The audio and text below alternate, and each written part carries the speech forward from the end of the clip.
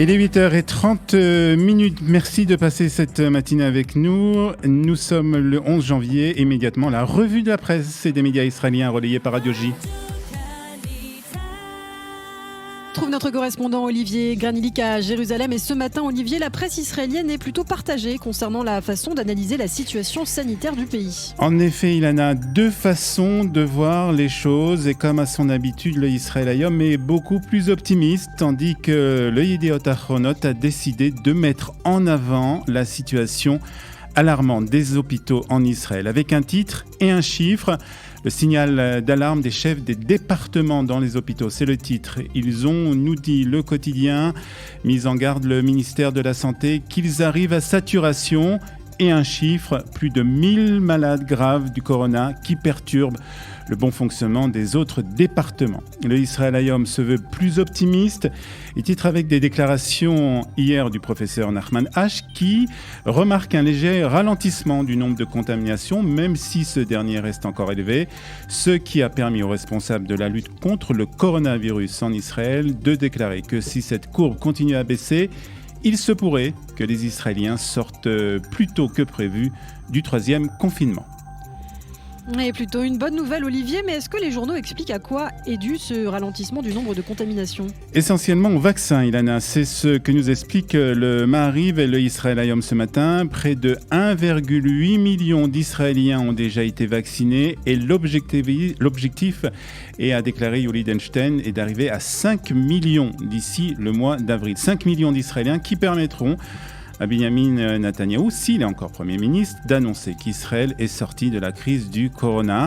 En attendant, le Israël Hayom nous annonce une autre bonne nouvelle sous forme d'un autre chiffre. 700 000 nouveaux vaccins ont atterri hier en Israël, ce qui va permettre de vacciner les enseignants. Et si tout se passe bien, les 50-60 ans pourront eux aussi commencer à être vaccinés dès la semaine prochaine. Et en attendant, le troisième confinement est toujours en vigueur. Des contrôles de police sont effectués dans tout le pays pour vérifier que les citoyens respectent bien les mesures de restriction. Et là aussi, les Israéliens font preuve d'imagination. Et c'est le moins qu'on puisse dire, Ilana. Depuis hier, la police a multiplié les contrôles sur les grands axes routiers du pays. Selon les mesures annoncées la semaine dernière par le gouvernement, les déplacements en dehors de la ville sont permis pour les personnes qui ont un emploi vital ou dans certains cas de force majeure. Et les Israéliens utilisent des prétextes plutôt originaux pour justifier leur déplacement, rendre visite aux grands-parents alors que ces derniers sont déjà décédés depuis longtemps. D'autres ont déclaré qu'ils s'étaient s'être disputés avec leurs épouses et ont décidé d'aller prendre un peu l'air. Ou encore ce chauffeur qui est donné en exemple par l'Israël Hayom et qui a déclaré qu'il était en route pour demander la main de sa petite amie. Après une courte vérification, les policiers se sont rendus compte qu'il était déjà marié. Et puis Olivier, il est aussi question de politique par ailleurs ce matin dans la presse israélienne. Oui, le Yediot Ahronot nous parle de la nouvelle formation en liste pour les prochaines élections. L'ancien chef de l'état-major et ministre de la Défense a annoncé sa séparation de Yair Lapid. Moshe Ya'alon tentera donc sa chance pour les prochaines élections à la tête du parti Telem, une formation que l'ancien militaire avait créée il y a quelques mois et qui avait fusionné avec le parti Yesh Atid.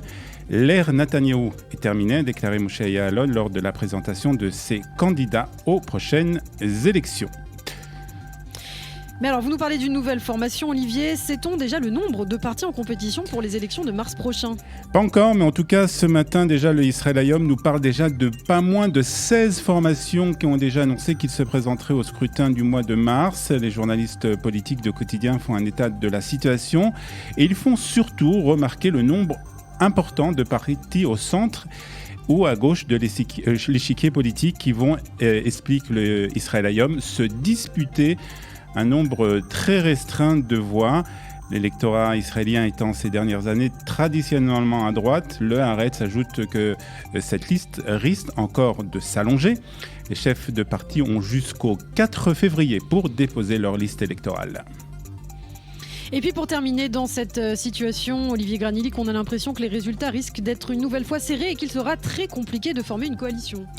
Totalement, Ilana. Dans l'état actuel, on voit mal comment il sera possible d'arriver à former une coalition stable, à moins, et c'est l'explication qui a été donnée hier par Amit Segal, le commentateur politique de la chaîne 12, que des alliances se concrétisent après le résultat des élections. Amit Segal parle de l'alliance qui pourrait être la surprise du prochain scrutin et qui pourrait changer la face du paysage politique israélien.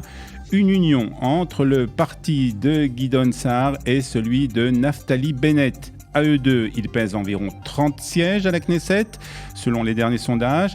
C'est une base solide pour former un gouvernement. Reste à déterminer qui de Naftali Bennett ou de Gideon Sa'ar sera à la tête du gouvernement.